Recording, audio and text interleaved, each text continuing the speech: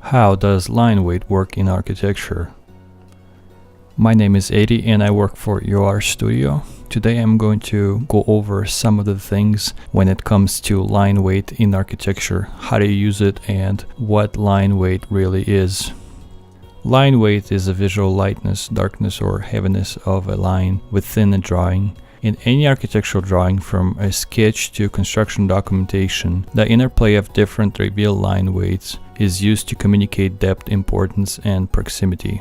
To make this presentation really simple and straightforward, I'm going to draw a very simple two-car garage. I'll start with drawing 5 lines, and each line is going to double in size. So I'll go with A1 all the way through A5. A1 is going to be the thinnest line and A5 is going to be the thickest line. If you ever wondered what is a line weight and why is it so important, line weights are important because they help our eyes to detect whether the item is bigger or smaller, further away or closer to us. Oftentimes it's hard to see those things on a paper because it's just a paper, it's flat, but the line weight creates that illusion and sort of fakes it to your eye to make your eye believe that that item is really there in front of you rather than being a flat 2D surface. Please try not to confuse line type with line thickness. Those are two different things. Line type in architecture can be a dashed line or center line or dotted line or just a straight solid line, while a line with different thicknesses is what creates that illusion of something is being closer or further away from you. As far as I know, there can only be 5 lines. First one is a no line, meaning the line is not even there, it's invisible, or in AutoCAD we name it no plot. Second line is the thin line. Third line is the medium line. Fourth is the thick line, and fifth is solid hatch. So basically everything is black or everything is solid. Whatever color it ends up being is just that color. So like the whole screen is blue or black or whatever color it ends up being. Basically the whole page is that color. Not to confuse this with the actual thickness of the line that you can have. You can have as many as you want, but we at UR Studio tend to go with 5. Simplicity is the key. You do not want to have 150 different line thicknesses because that just becomes too messy, too crazy, too confusing. You don't need that. A good practice is to have about 5 total. So in the real world, we see things in atmosphere perspective. And what atmosphere perspective is, it's also called an aerial perspective. It's when your eyes are able to detect the difference in depth change. Atmosphere perspective method of creating the illusion of depth or recession in painting your drawings by modulating colors to simulate changes affected by the atmosphere on the colors of things seen at a distance. I'm using Photoshop application to draw this illustration for you. Photoshop is a great tool to do similar work. In fact, Photoshop is probably the only or the best application out there to edit pictures, do post-production, to do sketches, and the list just goes on. I chose to use this software because it is very user-friendly and has no limits. While this is not the best application to do construction documentation or to draw something professionally to scale, for presentation purpose only, this application will do the job. Please note that this drawing is not to scale. I'll just be going over line weight when it comes to this 20 by 30 two-car garage. So a construction floor plan, in other words, is a section. While we don't call it a section plan, it really is a section plan. What a floor plan is, essentially, it's just you cutting through a building horizontally. And if you were to look down from above when the building is being sliced in half, is what a floor plan is. Now, in order to not make it too boring for the viewer, this is when line weight comes in handy. Just remember this golden rule. Things that are far away are lower in contrast. In other words, whatever is closer to you is bolder, thicker, and darker. Anything that's further away from you will be thinner, lighter, and faded. You'll notice that I'm showing all of my text in red. And while this is not a typical practice in architecture, some companies are now switching to colored text, and some of them do highlight important text in red. Please do verify with your local officials. Make sure it is okay to do in your region. This is how I go about drawing a floor plan, building section, and or a wall section. Whatever goes in contact with the section cut plane is what's going to be the thickest, darkest line. Then everything below or behind is going to be thinner. And as it goes further away from your eyesight, it's going to be thinner and thinner and thinner. You can also use the fog effect where it gets to the point where it becomes invisible. When drawing construction documentation, it is essential to focus on your line weight. If all you can remember from this presentation, remember this rule of thumb. When drawing construction documentation, it is essential to focus on your line weight. Remember that whatever is closer to your eyesight is what's going to be thicker. Now, whatever is further away from your cut plane or your eyesight is what's going to be thinner. That's all you have to remember. Now, just a quick reminder, if you are the designer or if you're the architect, it is your job. It is our job to do well. We have to do whatever it takes to make our drawings look as clean and as realistic as possible. Line weight is one of the most important things in art. This area of architecture must be mastered before any other subject. When you're finally done setting up your line weight scale, we have to do what's called an outline. We outline our exterior elevation, building sections, wall sections, and even our typical details. This is a very common practice in architecture. The practice of outlining the silhouette of the object in architecture rather differs from the practice in the art. They tend not to do that, whereas in architecture it's okay to do that. We at UR Studio are practicing this method. Since the construction documentation is not only about the artistic look, it is also about making the elevation pop. It stands out from anything else that you'd find on the sheet. Cars, trees, humans, animals. Our goal is to make our clients fall in love with the future structure that they've been dreaming about. I want to emphasize that when it comes to exterior elevations, please pay extra attention to the line weight and the output of your presentation. As you probably already know that oftentimes in applications such as AutoCAD, Revit, SketchUp, and any other 3D based or 2D based software, we tend to add or insert what's called blocks. While there's nothing wrong with doing that, depending on where you got it. For example, if you got it from online, what you'd need to do first is clean it up and set it on layer 0 in AutoCAD, for example. This way, if the block comes in corrupted, broken, or too heavy, you would purge it, set it on one layer, and then you would import it into the software you're working in. This way, it protects you from bringing in all the extra junk into your drawing. It would be really embarrassing if you have submitted your project and let's say the project file, AutoCAD for example, the client goes in and finds layers, goes through them and sees some www.hackblocks.com or something similar. That is very unprofessional and I advise you to never end up with something like that. Another very important thing to remember when downloading or drawing blocks is to make sure they do not stand out. When it comes to construction documentation, perhaps you're working on exterior elevations. What are you trying to show? Are you really trying to show off the people, cars, vegetation, trees, nature? No. Your goal is to draw really beautiful, really attractive exterior elevation so that the client can absolutely fall in love with that. The block is just a supporter. You just want to bring it a little closer to the reality or how the house would look in reality. But you do not want to draw clients' attention to any of those blocks. You do want to draw their attention to their future house. We especially do not want to make our vehicle blocks to be better looking than a house or a building itself. The idea is to sell the house or a building, so make it so gorgeous that the client would be overwhelmed with its beauty and would be excited and would want to hire us over and over and over again. You'll notice that in this presentation I'm coloring my exterior elevations.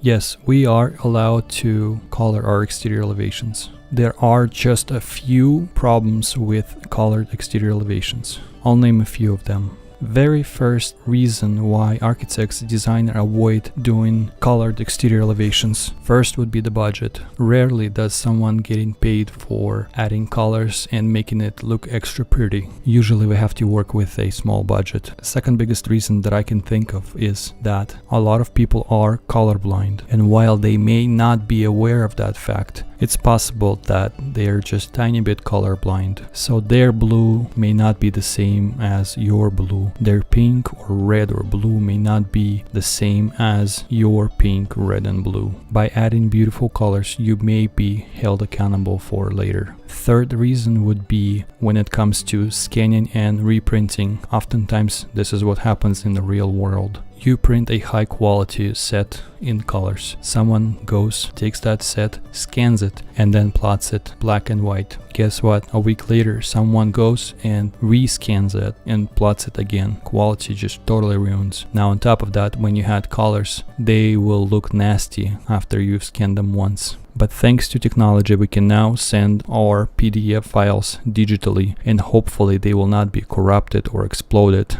into another type of format. There are many other reasons why you want to avoid doing exterior elevations in colors. However, they do look a lot better, and I do recommend doing those, and I do recommend practicing your skills so that you could do an astonishing job, and hopefully you can avoid all of those problems that I have listed.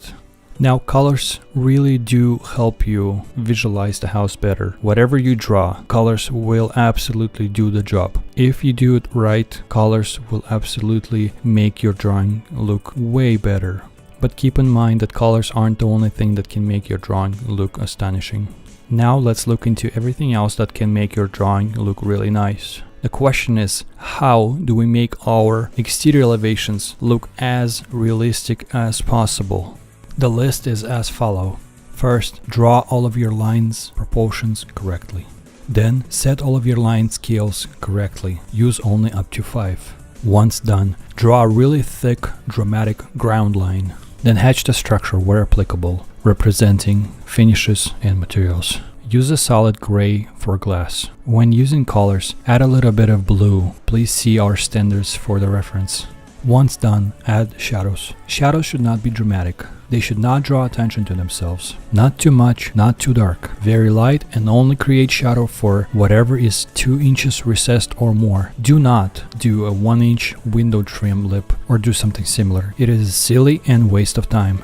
Next would be adding colors. Only if applicable. You may want to consider using colors if we're being paid a little extra for the project, or if the client has specifically asked for it and paid for. Here's a little disclaimer for the colors. Is to avoid it at all costs if we were not asked to add them, if the client did not pay for the extra beauty, and or if the client is very particular, cranky or picky. This may just create so much more work for you later on. There are so many colorblind people, and when it comes to colors, you may just get yourself in trouble by adding colors to your existing elevations. In my case, I am the client. I am very positive that I'm a very nice client. So I do not need to worry about this subject, and I can easily go ahead and proceed with colors. Stay or skip to the end of the video to see the final result. Again, this is a little silly to draw building sections, floor plans, exterior elevations in Photoshop. However, this is just for the presentation purpose. Ideally, you would want to do this in a professional software such as AutoCAD, Revit, and whatever other application is trendy nowadays. When I'm drawing my exterior elevations, you'll notice that I first start with the thinnest line I have available, which is A5. I want to get the rough shape in first. As soon as I'm done with that, I then proceed with changing the line weight. Remember, the goal is to set things on the dark, thicker line weight if it's closer to us. I use A5 for the ground, and I usually do 3 or 4 or up to 5 lines. I make it really bold and dramatic. Then I use A4 for the outline of the building, and I literally outline the whole building. This practice would not be okay if this was pure art. For architecture, again, it is okay to do that. This will draw viewers' attention. Once done, I then look at all the bumps out or whatever is sticking out from the face of the building. In this case, I have the awning sticking out and the concrete slab. So I'll go ahead and outline the slab concrete landing with A3 as well as the awning above with the same A3 layer. This will create the illusion that those two parts of the building are a lot closer to our eye than the building itself. For that, we use the layer A3, and A3 is the third thickest line weight that we have. Now you want to hold on with the hatch and wait all the way until the end when you're completely done with all the line weight. I will then use A2 for our window opening and door opening. The fascia lines will also be on A2. Everything else goes on A1, which is the thinnest line weight that we have. Keep in mind that in AutoCAD you have colors 8 and 9, which are a lot thinner than the red color. But we are saving those colors for something else in case something else needs to be thinner. We are now done assigning line weights to our exterior elevation. We can go ahead and proceed with adding the hatch, which also is known as poché. One very important thing to remember when adding hatch is to always set it back behind lines. This is critically important when working in vector-based applications. If you do not do that, what will happen is when you will zoom in on that part where the hatch meets the line, you will see that the hatch overlaps the line, and so that the line will be no longer pure and solid. When it comes to symbol annotations, blocks and stuff like that, those things should be made in standards and they should not be changed. We have our standards all made up, and at this point we're not changing them. So we don't have to waste time monkeying around with those things. They're all done, quality control approved, and set in stone. No standards should ever be changed or modified without the owner's approval.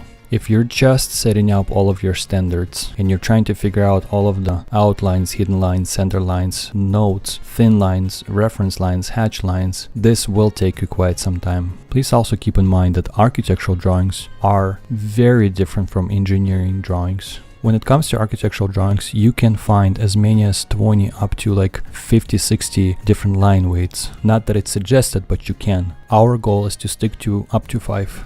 Now, believe it or not, but engineering drawings only require 2 line weights. Construction drawings, of course, could have up to 5. When it comes to shadow, it should be your last task. Think of a shadow as a cherry on the pie. You don't put the cherry on the pie until the cake is done completely. Shadows are nice, but they should be drawn correctly, otherwise they can corrupt the drawing. Shadow is a dark area where the light from a light source is blocked by an object. It occupies all of the 3-dimensional value behind an object, with the light in front of it. The cross-section of a shadow is a 2-dimensional silhouette or reversed projection of the object blocking the light. When you show the shadow on the exterior elevations, make sure to use up to 3 different fades. Despite the amount of line weights that you can have on your construction documentations, try to avoid having more than 5 different thicknesses when it comes to the line itself. The line weight subject is a very important subject in architecture, and it should be taken very seriously. I use AutoCAD for most of my drawings, and in AutoCAD it's very easy to manipulate lines. In AutoCAD you can scale line weights proportionally in layout with the plot scale. Typically, line weights specify the line width of the plotter's object and are plotted with the line width the size regardless of the plot scale. Most often you use the default plot scale of 1:1 when plotting a layout. Now when it comes to different types of line, there are only 5 different types of lines. The 5 basic kinds of lines are vertical, horizontal, diagonal, curved, and zigzag. If you're doing manual drafting, your story is going to be completely different when it comes to line weight. Traditionally, you would generate a heavier line by applying more pressure or by angling the pencil to produce a thicker line. Today you can find pens with different nib sizes and pencils and leads with different hardnesses to aid the process of producing different line weights. Additionally, all architectural computer-aided design programs have built-in system for generating and managing line weights in architectural drawings. These systems range from the simple, closest lines are darker, further away are lighter, to the highly complex. Elements in the drawings have predetermined line weights based on the value decisions making by the architect. Before jumping into those more intense situations, it is important to have a grasp of what line weight mean and how do they read and what you should consider when incorporating them into your own work. There are a number of different situations in which architects use the line weight. Line weight is also a notation device, and it can be used to identify different types of information which are relayed in the same drawing. It is used in absolutely all drawing types: sketches, sections and elevations, plans, diagrams, perspectives and details. When lines come in direct contact with sun, this is when the story changes just a bit. When you're adding your shadows, please think of where the sun is hitting the surface. This way you'll know that whatever line is the furthest from the sun should be the darkest, while this rule may only apply when you're working on the 3D perspective view. In the 2-dimensional drawing, however, the only way we can create a depth is by fooling the eye using black, gray and white to create a 3-dimensional space. Another quick tip to remember is that line weights are intimately involved and related with the shadow. When drawing any type of drawing, you always have to think ahead and always ask yourself questions. For example, when you have your line weights down, you'll need to decide how heavy is the shadow, where is the light source, and how bright or dark does the shadow need to be. Those are the kind of questions you have to ask yourself when working on the exterior elevations or anywhere where the shadow and the line weights work together. Okay, let's wrap up for this presentation. If you have any additional questions regarding line weights and shadow, please contact me via Discord, and if you do not work for us, then you can contact via my social media. I'm very active on Instagram, Facebook, and I have my YouTube channel as well. So if you have any additional questions, and if you don't work for your studio and you would like to ask me some additional questions, you're welcome to get a hold of me, preferably via Instagram. If you don't have Instagram, you can get a hold of me via Facebook. And if you're a licensed architect here in Washington State or anywhere in USA, in fact, anywhere in the world, I'd like to be friends with you. And not only if you're an architect, if you're a designer, drafter, I want to be friends with you. So add me on social media and let's be friends. And as always, have a wonderful day. Adios, goodbye, пока.